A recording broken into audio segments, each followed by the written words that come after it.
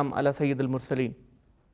अज़ीज़ तलबा व तालिबात, अस्सलामु अलैकुम वरहमतुल्लाहि वबरकातुहू। एम.ए. उलूम इस्लामिया तख़स्सुस फ़िक़्ह इस्लामी के कोर्स शरीयत इस्लामिया का तारफ़ कोड नंबर 4564 के सिलसिले में आज हमारी गुफ्तगू होगी। आज की गुफ्तगू का मौजू है फ़िक़्ह इस्लामी यानी इस्लामी कानून के बुनियादी मसादर। अज़ीज़ तलबा तालिबात, आप फ़िक़्ह के मुतल्लिक़ बुनियादी चीज़ें जान चुके हैं और ये बात आपके सामने वाज़ेह हो चुकी है कि इस्लामिक फ़िक़्ह या इस्लामी कानून दूसरे कवानीन के लिहाज से किस हद तक मुख्तलिफ है। इस्लामी कानून दूसरे कवानीन से, जिनको वज़ई कवानीन या इंसानों के बनाए हुए कवानीन कहते हैं, उनसे इस लिहाज से मुख्तलिफ और मुमताज़ है कि इसके मसादर अल्हामी हैं, यानी इसका बुनियादी मस्दर वही है और वही की दो सूरतें हैं, कुरान पाक और रसूलुल्लाह सल्लल्लाहु अलैहि वसल्लम की सुन्नत। कुरान पाक के अल्फाज और कुरान पाक का मफ़हूम दोनों अल्लाह ताला की तरफ से रसूलुल्लाह सल्लल्लाहु अलैहि वसल्लम पर नाज़िल करता है, जबकि सुन्नत रसूल सल्लल्लाहु अलैहि वसल्लम के अल्फाज तो रसूलुल्लाह सल्लल्लाहु अलैहि वसल्लम के हैं, जबकि उनका मफ़हूम अल्लाह ताला की तरफ से नाज़िल करता है। तो इस लिहाज से इस्लामी कानून के बुनियादी मसादर कुरान और सुन्नत हैं और ये दोनों वही हैं।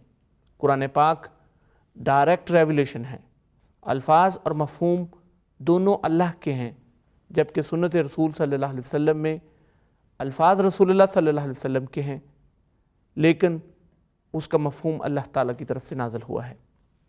यही दो बुनियादी मसादर इस्लामी फ़िक़्ह के बुनियादी मसादर हैं। इस्लामी कानून के मसादर को दो हिस्सों में तकसीम किया जाता है, एक मसादर सूरी और दूसरे मादी मसादर। मसादर सूरी से मुराद वो मसादर हैं जिनसे अथॉरिटी ली जाती है, किसी भी चीज़ को लेजिस्लेशन के पर्पज़ के लिए इस्तेमाल करते हुए जिस मसदर से अप्रूवल ली जाती है उसको मसदर सूरी कहा जाता है। और कुरान और सुन्नत सिर्फ ये दो ही मसदर सूरी हैं, क्योंकि इस्लामी कानून के जितने भी माखज़ हैं, चाहे वो बुनियादी माखज़ हों या सानवी माखज़, उन सब के इस्तेमाल की मशरूइयत का दारोमदार कुरान पाक पर है और रसूलुल्लाह सल्लल्लाहु अलैहि वसल्लम की सुन्नत पर है। चुनाचे तमाम मसादर की मशरूइयत कुरान और सुन्नत से ही साबित होती है। अगर कुरान और सुन्नत से किसी मसदर की मशरूइयत साबित ना हो तो फिर वो मसदर लेजिटिमेट मसदर नहीं है इस्लामी कानून का। ये तो गुफ्तगू थी इस्लामी कानून के सूरी माखज़ के हवाले से। इस्लामी कानून के वो माखज़ जिनसे लेजिस्लेशन के लिए मवाद हासिल किया जाता है, उनको मादी माखज़ कहा जाता है। मादी माखज़ों को दो किस्मों में तकसीम किया जाता है, एक बुनियादी माखज़ और दूसरे सानवी माखज़। अगर बुनियादी मसादर में या बुनियादी माखज़ों में कोई मवाद ना मिले तो फिर सानवी मसादर से इस्तिफ़ादा किया जाता है। आज की हमारी गुफ्तगू सानवी माखज़ों से मुतल्लिक़ नहीं होगी, हम सिर्फ़ इस्लामी कानून के बुनियादी मसादर से मुतल्लिक़ ही गुफ्तगू करेंगे। अज़ीज़ तलबा तालिबात, आप लोगों ने रसूलुल्लाह सल्लल्लाहु अलैहि वसल्लम की हज़रत माआज़ के साथ जो गुफ्तगू है उसको जानते होंगे। नबी करीम सल्लल्लाहु अलैहि वसल्लम ने उनको एक ज़िम्मेदारी सौंपी और उनसे दरियाफ़्त किया कि आप फ़ैसले कैसे करेंगे। उन्होंने कहा कि कुरान की सूरत में मैं फ़ैसलों के लिए तौजीह कुरान पाक में तलाश करूँगा। रसूलुल्लाह सल्लल्लाहु अलैहि वसल्लम ने दरियाफ़्त फरमाया कि अगर तुम्हें कुरान में कुछ ना मिला तो उन्होंने जवाब दिया कि फिर मैं रसूलुल्लाह सल्लल्लाहु अलैहि वसल्लम की सुन्नत से तलाश करूँगा। और रसूलुल्लाह सल्लल्लाहु अलैहि वसल्लम ने फरमाया कि अगर तुम्हें सुन्नत पे भी कुछ ना मिला तो उन्होंने जवाब दिया कि फिर मैं इज्तिहाद करूँगा और उसमें किसी किस्म की कोताही नहीं करूँगा। ये हदीस इस्लामी कानून के माखज़ों की हैसियत और उनकी तरतीब के हवाले से वाज़ेह दलील है। इस हदीस से पता चलता है कि मुसलमानों को लेजिस्लेशन करते हुए सबसे पहले कुरान पाक को देखना है। اگر قرآن پاک سے مواد مل جاتا ہے اور قرآن پاک سے اتنی رہنمائی مل جاتی ہے جس کی روشنی میں لیجسلیشن کی جا سکتی ہے، قانون سازی کی جا سکتی ہے، تو پھر کسی دوسرے مصدر یا ماخذ کو استعمال کرنے کی ضرورت نہیں ہے۔ لیکن قرآن پاک میں چونکہ اجمالی اور اصولی احکام بیان ہوئے ہیں اور قرآن پاک کی تفسیر اور تفصیل رسول اللہ صلی اللہ علیہ وسلم کی سنت ہے، اسی لیے قرآن پاک کے ساتھ ساتھ جو دوسرا بنیادی ماخذ اور مصدر ہے وہ رسول اللہ صلی اللہ علیہ وسلم کی سنت ہے۔ اور ان دو بنیادی مادی اور سوری ماخذوں کے ساتھ ساتھ دو دوسرے مصادر بھی اسلامی قانون سازی کے لیے استعمال کیے جاتے ہیں، ان میں ایک اجماع ہے اور دوسرا قیاس۔ اب میں آپ کے سامنے ان چار بنیادی ماخذوں کی یعنی قرآن پاک، رسول اللہ صلی اللہ علیہ وسلم کی سنت، اجماع اور قیاس کی تھوڑی تھوڑی وضاحت کرنا چاہوں گا۔ عزیز طلبہ و طالبات، آپ لوگ جانتے ہیں کہ قرآن پاک کا لفظ استعمال کیا جاتا ہے مسلمانوں کی اس مقدس کتاب کے لیے جو رسول اللہ صلی اللہ علیہ وسلم پر نازل ہوئی۔ یہ کتاب رسول اللہ صلی اللہ علیہ وسلم کی مدنی اور مکی زندگی میں نازل ہوئی، چنانچہ اسی لحاظ سے قرآن پاک کی آیات کو مکی آیات اور مدنی آیات میں تقسیم کیا جاتا ہے۔ 13 سال مکی زندگی اور تقریباً 10 سال کی مدنی زندگی، یہی وہ عرصہ ہے جس میں قرآن پاک نازل ہوا۔ رسول اللہ صلی اللہ علیہ وسلم کی بطور نبی بعثت سے لے کر رسول اللہ صلی اللہ علیہ وسلم کی وفات تک قرآن پاک کی صورتوں میں، قرآن پاک کی آیتوں میں جو کچھ نازل ہوا وہی قرآن پاک میں کمپائل کیا گیا ہے۔ چنانچہ قرآن کا لفظ جو قرأ، یقرأ، قراءۃ، الفرقان، المجید، اس قسم کے مختلف نام قرآن پاک کے لیے استعمال کیے جاتے ہیں۔ قرآن پاک کے ان ناموں کی ٹرمینالوجیکل اور لٹرل ڈیفینیشن کی جاتی ہے۔ لٹرل ڈیفینیشن یعنی لغوی تعریف کے اعتبار سے قرآن کا لفظ پڑھی جانے والی، لکھی جانے والی اور کمپائلڈ کتاب کی صورت میں استعمال ہوتا ہے، جبکہ فرقان کے مفہوم کے طور پر قرآن پاک سے مراد وہ چیز ہے جو فیصلہ کر دیتی ہے، جو اچھائی اور برائی کے درمیان تمیز کر دیتی ہے، اور اس سے مراد ایسی کتاب ہے جو انسان کے دلوں پر بھی اثر انداز ہوتی ہے اور دلوں کی صفائی کر دیتی ہے۔ اور اصطلاح میں قرآن پاک سے مراد وہ مقدس الہامی کتاب ہے جو رسول اللہ صلی اللہ علیہ وسلم پر نازل ہوئی۔ مسلمان اس کے الفاظ اور اس کے مفہوم دونوں کو اللہ تعالیٰ کی طرف سے نازل شدہ سمجھتے ہیں۔ قرآن پاک رسول اللہ صلی اللہ علیہ وسلم کے دور میں ہی ایک جگہ تحریری طور پر لکھ لیا گیا تھا، جبکہ اس کی پراپر کمپائلیشن رسول اللہ صلی اللہ علیہ وسلم کی وفات کے فوراً بعد 1 سال کے اندر کر لی گئی۔ قرآن پاک کا پڑھنا مسلمانوں کے ہاں عبادت سمجھا جاتا ہے، اور آج بھی دنیا میں جو کتاب سب سے زیادہ پڑھی جاتی ہے وہ قرآن پاک کی کتاب ہے۔ قرآن پاک کی حفاظت کے 3 طریقے ہیں۔ ایک، قرآن پاک تحریری صورت میں موجود ہے، چنانچہ مسلمانوں کے ہاں لکھنے کا رواج اور مسلمانوں کے ہاں کاغذ کا اہتمام قرآن پاک کے حوالے سے ہی شروع ہوا۔ رسول اللہ صلی اللہ علیہ وسلم کی بعثت کے فوراً بعد کتاب الوحی یعنی کہ رسول اللہ صلی اللہ علیہ وسلم کے ایسے صحابہ کا انتخاب کیا گیا جو لکھنا پڑھنا جانتے تھے، اور آپ لوگ جانتے ہیں کہ پری اسلامک پیریڈ میں عربوں کے ہاں بہت کم لوگ لکھنا پڑھنا جانتے تھے، چنانچہ کتاب الوحی کا انسٹیٹیوشن قرآن پاک کی بنیادی طور پر تحریر کی ذمہ داری کے حامل تھے۔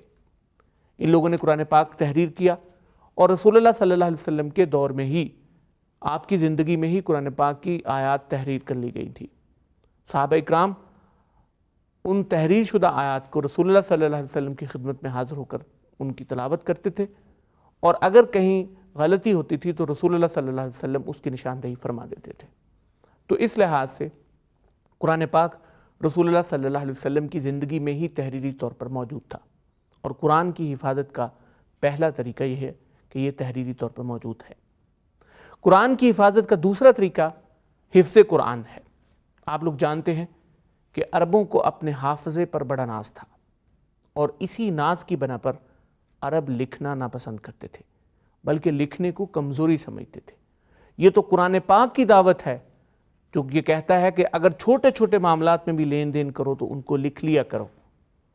چنانچہ عربوں کے ہاں، عربوں کی تاریخ میں جو سب سے پہلی لکھی ہوئی ممتاز ترین چیز ملتی ہے وہ قرآن پاک ہی ہے۔ اس تحریر کے ساتھ ساتھ اپنے روایتی طریقہ کار کے مطابق عربوں نے جو اپنے گھوڑوں کے کئی نسب جانتے تھے، اپنے آباء و اجداد کے ناموں تک کو جانتے تھے، انہوں نے قرآن پاک کو بھی حفظ کر لیا۔ چنانچہ آپ دیکھیں کہ اس دور سے لے کر اب تک ہزاروں لاکھوں انسانوں کے سینوں میں قرآن پاک محفوظ ہے، اور اگر خدا نخواستہ کسی وقت دنیا سے تمام تحریری نسخے قرآن پاک کے ختم ہو جائیں تو ہم ایک راولپنڈی کے چھوٹے سے سیٹلائٹ ٹاؤن کے علاقے میں اتنے حفاظ مل سکتے ہیں جو چند گھنٹوں کے اندر اندر قرآن پاک کو دوبارہ تحریر کر سکتے ہیں۔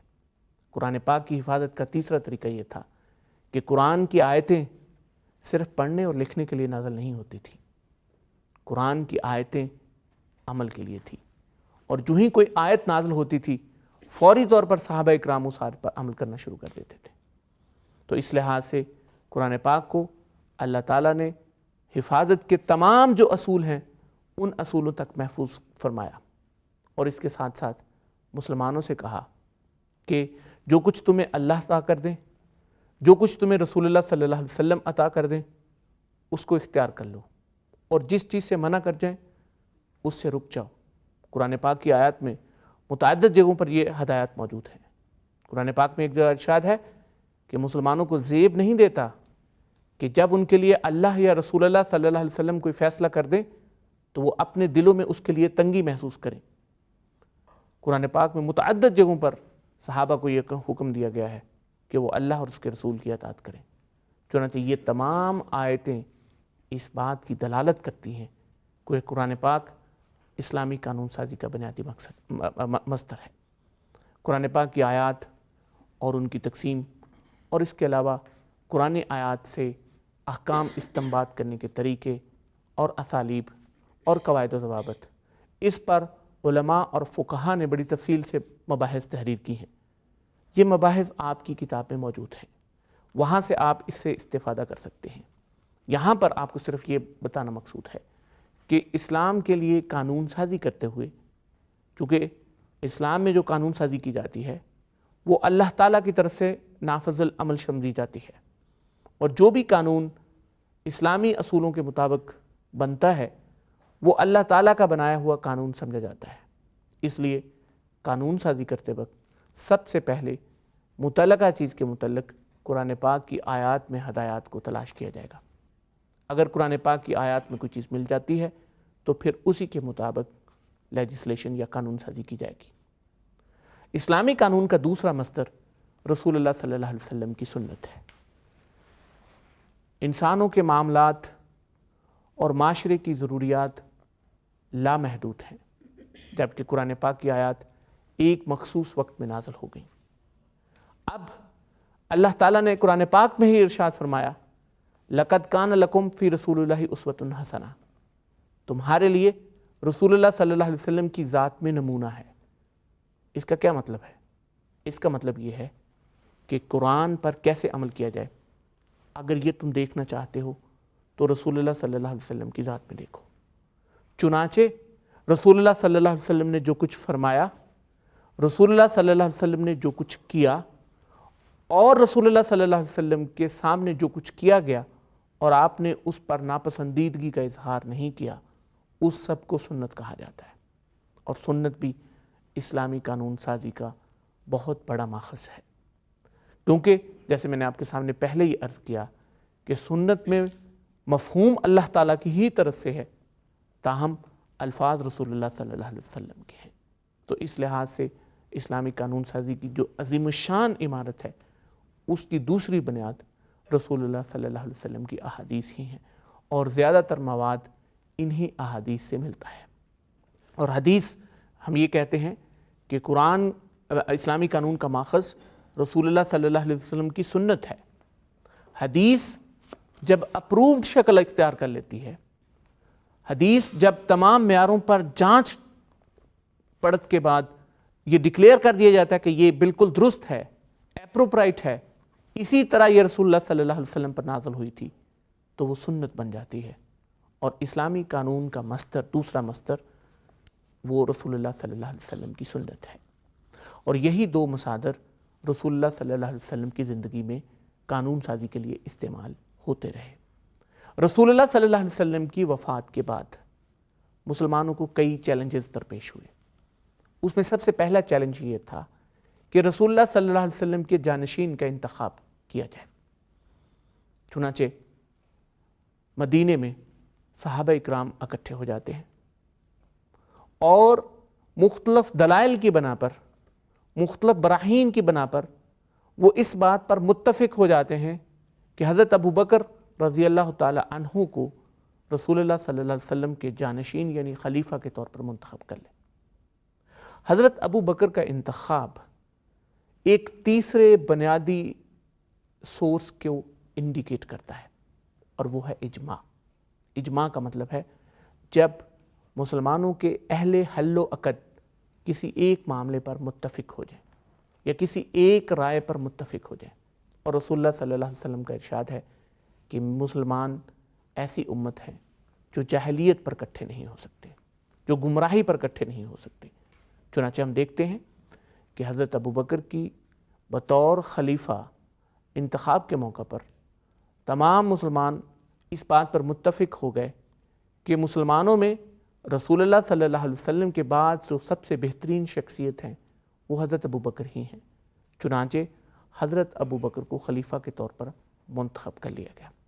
حضرت ابو بکر کے دور میں پہلا تو یہ فیصلہ تھا جو اجماع کی بنیاد پر کیا گیا۔ خلیفہ کی تقرری یا خلیفہ کے انتخاب کا فیصلہ اجماع کی بنیاد پر کیوں کیا گیا اور قرآن اور سنت کی بنیاد پر کیوں نہیں کیا گیا؟ اس سوال کا جواب یہ ہے کہ قرآن پاک میں کوئی ایسی آیت تھی، نہ ہی رسول اللہ صلی اللہ علیہ وسلم کا کوئی ایسا فرمان تھا جس میں یہ کہا گیا ہو کہ رسول اللہ صلی اللہ علیہ وسلم کے بعد ابو بکر کو خلیفہ منتخب کیا جائے گا۔ وہاں کچھ دلائل تو تھے، انڈیکیشنز تو تھیں، لیکن صریحاً کوئی ایسی چیز موجود نہیں تھی۔ اسی بنا پر تیسرا مصدر اسلامی قانون سازی کا یعنی اجماع اس وقت استعمال کیا گیا۔ اسی دور میں قرآن پاک کی کمپائلیشن کے لیے ایک کمیشن بنا۔ میں نے جیسے عرض کیا کہ قرآن پاک رسول اللہ صلی اللہ علیہ وسلم کے دور میں تحریری طور پر موجود تھا، لیکن یہ متفرق نسخے تھے اور متفرق لوگوں کے ملکیت میں تھے۔ حضرت ابو بکر کے دور میں حضرت عمر رضی اللہ تعالی عنہما کے مشورے تھے، اس قرآن پاک کو ایک نسخے کی صورت میں جمع کر لیا گیا۔ اسی نسخے کی مزید کاپیاں حضرت عثمان کے دور میں ہوئیں، اور آج تک دنیا کے تمام علاقوں میں جو قرآن پاک موجود ہیں وہ حضرت عثمان کے دور کی کرائی گئی کاپیوں کی ہی فردر کاپیاں ہیں۔ تو اس لحاظ سے حضرت ابو بکر کا انتخاب اور قرآن پاک کی کمپائلیشن، یہ دو ایسے بہت معروف معاملات ہیں جن کو حل کرنے کے لیے تیسرے اسلامی مصدر یعنی اجماع کو استعمال کیا گیا۔ حضرت ابو بکر کے بطور خلیفہ انتخاب میں ہمیں ایک اور مصدر کا استعمال بھی نظر آتا ہے، اور وہ ہے قیاس۔ رسول اللہ صلی اللہ علیہ وسلم نے بیماری کی حالت میں نماز کے لیے حضرت ابو بکر کو کہا کہ وہ امامت کروائیں مسلمانوں کی۔ رسول اللہ صلی اللہ علیہ وسلم سب سے آگے تھے، رسول اللہ صلی اللہ علیہ وسلم سے پیچھے حضرت ابو بکر تھے، اور اس سے پیچھے باقی لوگ نماز ادا کر رہے تھے۔ چنانچہ حضرت ابو بکر کی اس امامت پر جو نماز کی امامت تھی اس پر قیاس کرتے ہوئے مسلمانوں نے انہیں عمومی جماعت کی امامت بھی سونپ دی۔ تو گویا کہ چوتھا مصدر اسلامی قانون کا جسے قیاس کہا جاتا ہے وہ بھی اسی دور میں سامنے آ جاتا ہے۔ قاسا یقیسو، اس سے یہ لفظ نکلا ہے۔ اس کا مطلب ہوتا ہے کسی آلریڈی سیٹلڈ ایشو کو یا کسی پہلے سے موجود حکم کو کسی نئے معاملے پر لاگو کر دینا کسی مشترکہ علت کی بنیاد پر۔ جیسے یہ میں نے مثال آپ کے سامنے رکھی کہ حضرت ابو بکر چونکہ سب سے محترم تھے رسول اللہ صلی اللہ علیہ وسلم کے بعد مسلمانوں میں، اس لیے انہیں نماز کی امامت سونپی گئی، اسی علت کی بنیاد پر کہ وہ مسلمانوں میں سب سے بہترین ہیں، ان کو سیاسی معاملات کی امامت بھی سونپ دی گئی۔ تو اس لحاظ سے قیاس ایک چوتھا بنیادی مصدر ہے اسلامی قانون کا، اور قیاس کا مطلب یہ ہے کہ پہلے سے جن معاملات کے بارے میں فقہی آراء موجود ہیں، اسی قسم کا اگر کوئی نیا معاملہ آتا ہے تو نئے معاملے کو پہلے معاملے پر قیاس کر کے مشترکہ علت کی بنیاد پر پہلے معاملے کا حکم نئے معاملے پر لاگو کر دیا جاتا ہے۔ اس کی مثال مثلا شراب کی حرمت قرآن پاک سے ثابت ہے، اور حرمت یا شراب کے حرام ہونے کا سبب اس کے اندر نشہ یا انٹاکسیکیشن ہے۔ اب اگر کوئی نیا مشروب آ جاتا ہے اور اس مشروب میں بھی انٹاکسیکیشن ہے، نشہ ہے، تو وہی حکم جو شراب کی حرمت کا ہے اس حکم کو اس نئے چیز پر بھی مشترکہ علت کی بنیاد پر لگا دیا جائے گا۔ عزیز طلبہ و طالبات، میں نے آپ کے سامنے اس گفتگو میں اسلامی قانون کے 4 بنیادی مصادر کی متعلق کچھ باتیں آپ کے سامنے رکھی ہیں۔ یہ 4 بنیادی مصدر قرآن پاک، سنت، اجماع اور قیاس ہیں۔ فقہا میں سے کچھ لوگ ایسے ہیں جو قرآن اور سنت کو بنیادی مصادر میں شامل کرتے ہیں، اور اجماع اور قیاس کو ثانوی یا سیکنڈری سورسز میں استعمال کرتے ہیں، لیکن جمہور فقہا کے نزدیک یہی 4 بنیادی مصادر ہیں، اور انہی 4 بنیادی مصادر کے متعلق میں نے آپ کے سامنے گفتگو کی ہے۔ قرآن پاک سب سے پہلا اساسی مصدر ہے۔ قرآن پاک کی تشریح و تعبیر رسول اللہ صلی اللہ علیہ وسلم کی سنت ہے۔ اگر کوئی چیز قرآن پاک میں نہ ملے تو پھر وہ رسول اللہ صلی اللہ علیہ وسلم کی سنت میں تلاش کی جاتی ہے، اور اگر کسی چیز کے متعلق رہنمائی قرآن اور سنت میں نہ موجود ہو تو قرآن اور سنت نے ہی ہمیں یہ اجازت دی ہے کہ پھر ہم اجماع کے ذریعے یا قیاس کے ذریعے لیجسلیشن کر سکتے ہیں۔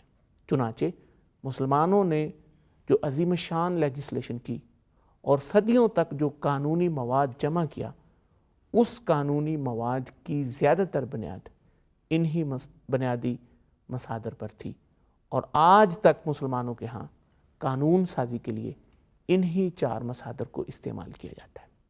عزیز طلبہ طالبات، آپ دیکھیے دنیا کے مختلف قوانین اور مختلف نظاموں کو، ان تمام نظاموں میں آپ کو ان 4 بنیادی مصادر سے ملتی جلتی کوئی چیز نہیں نظر آئے گی، اور یہی ڈسٹنکشن ہے اسلامی قانون کی، کیونکہ اسلامی قانون کی بنیاد وہی ہے، ڈیوائن گائیڈنس ہے جو اللہ تعالیٰ کی طرف سے آخر النبی خاتم النبیین محمد صلی اللہ علیہ وسلم پر قرآن اور سنت کی روشنی میں نازل ہوئی۔ اللہ تعالیٰ سے دعا ہے کہ اللہ تعالیٰ ہمیں یہ توفیق دے کہ ہم اسلام کے اصولوں کے مطابق قانون سازی کر سکیں، اور مسلمان معاشرے اسلامی قانون سازی کی برکات سے فیض یاب ہو سکیں۔ اب اگر آپ کے سامنے میری گفتگو کے حوالے سے کوئی سوالات ہیں تو آپ یہ سوالات کر سکتے ہیں، اور میں ان کے جواب دینے کی کوشش کروں گا۔ سر، میرا نام آمنہ بی بی ہے، میں آپ سے ایک سوال کرنا چاہتی ہوں، آج کے دور میں کیا اجماع ممکن ہے؟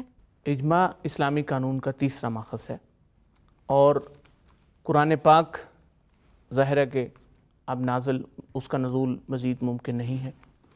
رسول اللہ صلی اللہ علیہ وسلم کی سنت میں جو چیزیں آنی تھی وہ آ گئیں، لیکن اجماع یہ ایسا بنیادی مصدر ہے جس کو کسی بھی دور میں استعمال کیا جا سکتا ہے، اور اجماع کی جو شرائط ہیں، اجماع کا جو طریقہ کار ہے، اجماع کی جو اقسام ہیں، وہ تمام چیزیں اس بات کی انڈیکیشن ہے کہ اجماع کے ذریعے ہر دور میں لیجسلیشن کی جا سکتی ہے۔ آج کے دور میں بھی نئے معاملات کے متعلق اگر مسلمان اہل حل و عقد کسی ایک رائے پر متفق ہو جائیں تو وہ اجماع ہی تصور کیا جائے گا، لیکن اس کے لیے جو شرائط ہیں وہ پوری کرنی ضروری ہے۔ یہ نہیں کہ ہر ایرا غیرہ آ کر اپنی رائے دیتا پھرے اور اس رائے کے بنیاد پر یہ کہہ دیا جائے کہ اسلام کے مسلمہ عقائد کو تبدیل کر دیا جائے۔ اجماع کی شرائط ہیں، اور ان شرائط میں سے بنیادی شرط یہ ہے کہ صرف وہی اجماع قابل قبول ہوگا جو قرآن اور سنت کے بنیادی اصولوں کے مطابق ہو۔ اگر اجماع میں کوئی ایسی چیز ہے جو قرآن اور سنت کے بنیادی اصولوں سے متصادم ہے تو اس قسم کا اجماع قبول نہیں کیا جائے گا۔ ہاں جی، اور کوئی سوال؟ جی سر، میرا نام سلمہ ہے اور میں آپ سے یہ کویسچن کرنا چاہتی ہوں کہ قرآن پاک کو بطور ماخذ قانون کیسے استعمال کیا جاتا ہے؟ سلمہ، آپ نے بہت اچھا سوال کیا۔ ایک قانون کے طالب علم کو یہ معلوم ہونا چاہیے کہ قرآن پاک سے کس طرح لیجسلیشن کے لیے مواد حاصل کیا جا سکتا ہے۔ میں نے آپ کے سامنے گفتگو میں جو چیزیں رکھی تھیں ان کا زیادہ تر تعلق قرآن پاک کی حقانیت سے تھا۔ آپ کی کتاب میں بڑی تفصیل کے ساتھ وہ اصول و ضوابط دیے گئے ہیں، ان کو لغوی اور اصولی قواعد کہا جاتا ہے۔ ان لغوی اور اصولی قواعد کی بنیاد پر قرآن پاک کی آیتوں کے مفاہیم اور ان کی تفسیر اور تفہیم کا تعین کیا جاتا ہے اور اسی کے مطابق پھر احکام وضع کیے جاتے ہیں اور ان کا استنباط کیا جاتا ہے۔ اس کی مثال صرف اتنی ہے کہ قرآن پاک میں اگر کوئی حکم امر کے صیغے کے ساتھ دیا گیا ہے تو وہ فرض یا اوبلیگیٹری ہے، اور اگر کسی چیز کو نہیں کے صیغے کے ساتھ دیا گیا ہے تو اس کی ممانعت بھی لازمی ہے، یعنی وہ پروہیبشن ہے اور وہ حرام کے درجے میں داخل ہے۔ تو اس طرح فقہا نے واضح طور پر قواعد و ضوابط مدون کیے ہوئے ہیں۔ ان قواعد و ضوابط کو استعمال کرتے ہوئے قرآن پاک کی آیات سے احکام کا استنباط یا نئی لیگل رولنگز کی ڈرائیویشن کی جا سکتی ہے۔ عزیز طلبہ طالبات، ہم نے آپ کے سامنے ایک محدود وقت میں ایک لامحدود موضوع سے متعلق چند باتیں عرض کی ہیں۔ ہمیں امید ہے کہ ان باتوں کے ذریعے اسلامی قانون کے بنیادی مصادر کے متعلق آپ کے تصورات واضح ہو گئے ہوں گے۔ آپ ان تصورات کو اور ان کی مزید تفصیلات جانچنے کے لیے اپنی کتاب سے استفادہ کریں۔ اس کے ساتھ ہی ہماری گفتگو اختتام پر پہنچی۔ اللہ تعالیٰ سے دعا ہے کہ ہمیں قرآن پاک اور رسول اللہ صلی اللہ علیہ وسلم کی سنت کو سمجھنے اور اس سے احکام کا استنباط کرنے کی توفیق عطا فرمائے۔ آمین۔